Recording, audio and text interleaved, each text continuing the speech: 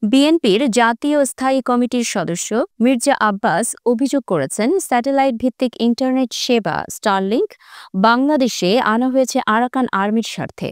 অন্তর্বর্তী সরকারের কঠোর সমালোচনা করে তিনি বলেন, স্টারলিংক এনেছেন আরাকান আর্মির জন্য।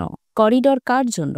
এখান দিয়ে আরাকান আর্মির মাল মশলা যাবে। বুধবার নয়াপল্টনে বিএনপির ৩ সহযোগী সংগঠন আয়োজিত এক সমাবেশে বক্তৃতাকালে তিনি এই মন্তব্য করেন। সমাবেশে ভার্চুয়ালি যুক্ত হয়ে বক্তব্য শুনেছেন বিএনপির ভারপ্রাপ্ত chairman Tarique Rahman.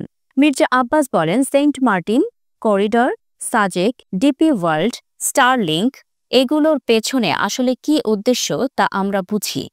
Saint Martin তুলে দেওয়া হচ্ছে বিদেশি কোনো সেবা দাসদের হাতে।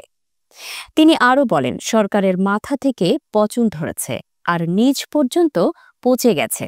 এভাবে চলতে থাকলে আওয়ামী লীগের চেয়েও ভয়াবহ পরিস্থিতি তৈরি হবে।